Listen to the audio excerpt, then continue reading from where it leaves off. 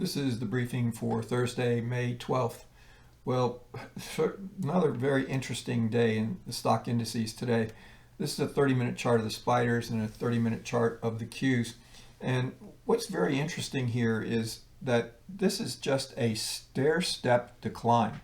Now, I've marked out the areas of rotation here on the chart with these trend lines, and you can see the stair-step down that is occurring. Now, a little surprising today to see the rally that we saw going into the close in the last hour of trading.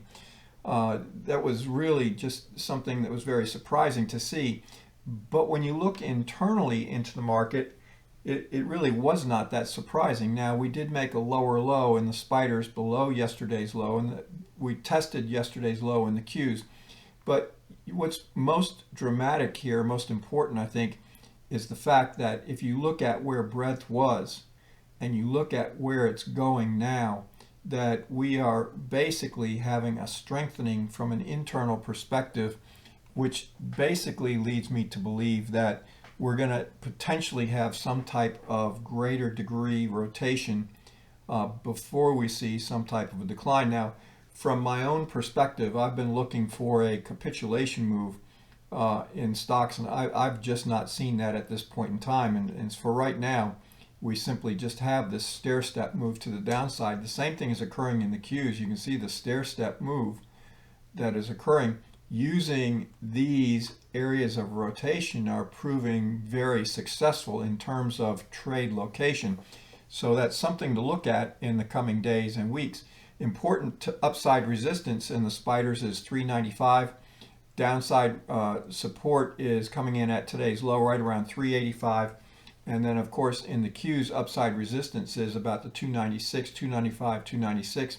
And support is coming in right around the 285 level. So watch those levels very carefully. And I really suggest that potentially if we test these upper resistance levels and they hold, that there certainly is a tactical entry to be short with a stop above this resistance level. So if you see a turn down and an approach of these levels, and you can see that occurred right through here, you can see that maybe not here, but on this one, when that failed, when you saw the selling tail come in, certainly opened up a potential move to the downside, testing support at 395. Then, of course, we got the move up, a little bit shorter term rotation, and then, of course, the move to the downside once again. Now, right now, we're just in rotation back to the upside. At least that's the way it appears at this point in time. If we look at the daily charts, you can see we've now extended down below the 410 area. A little pause right here at the beginning of the week, Friday and Monday. But once again, this is market breadth, and you can see that it is improving even as we went lower in today's trading. Also, net volume is improving even as we went lower over the last few days and lower in today's trading. The one negative is new 52-week highs minus new 52-week lows. That is still declining, but I want to caution here that it's not an indicator, but that information is a longer term perspective. Market breadth is the number of shares trading higher minus the number of shares trading lower. This has to deal with highs and lows, 52-week highs and lows. So this is still giving us an indication that longer term there is still weakness in this market, but at least in the shorter term it appears that we're beginning to see some type of strength coming in. Also, this is volume in the spiders. It is not total volume, it is volume in the spiders, but you can see how it is declining, which is suggesting that sellers are beginning to wane. And that could lead to some type of greater degree rotation back to the upside. Keep in mind, when we talk about greater degree, you can see this is a run, pause, run, pause, run. We may get a pause in this area right through here.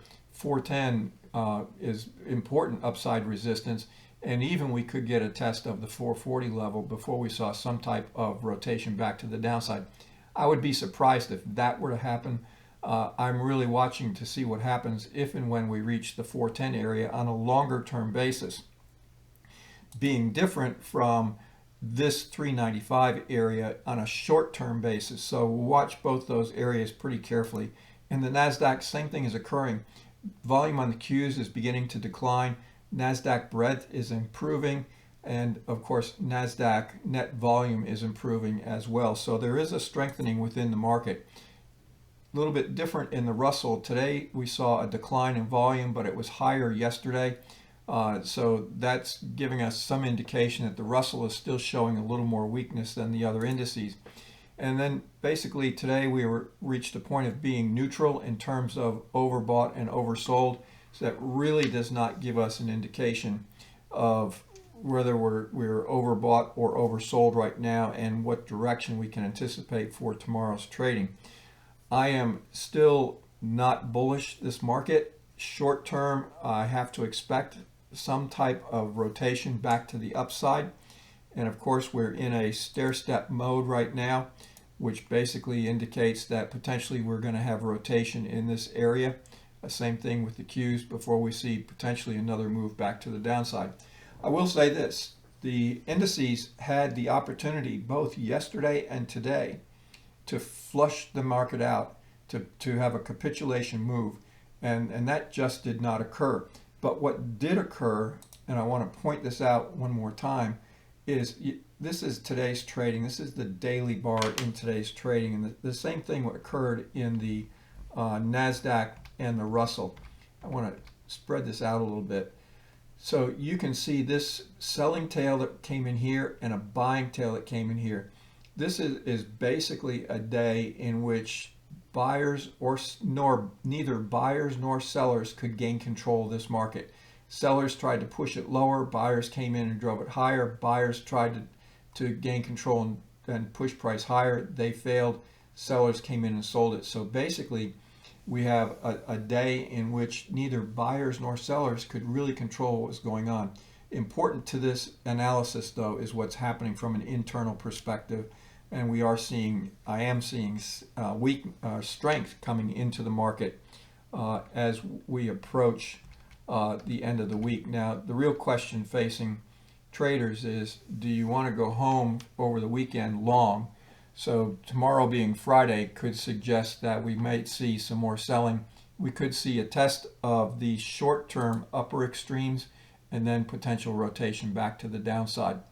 Unless we break through 395 in the spiders and about 296, 297 in the Qs, and we see a continuation of the strengthening of the internals, that would change the intermediate term analysis and suggest we potentially are in a greater degree time and price rotation, which would take out potentially the last series of lower highs and lower lows.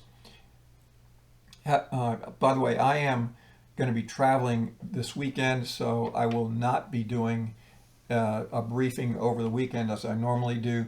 The next briefing will be on Monday, and I'll try and cover everything that happens on Friday's trading in Monday's briefing. Have a great weekend.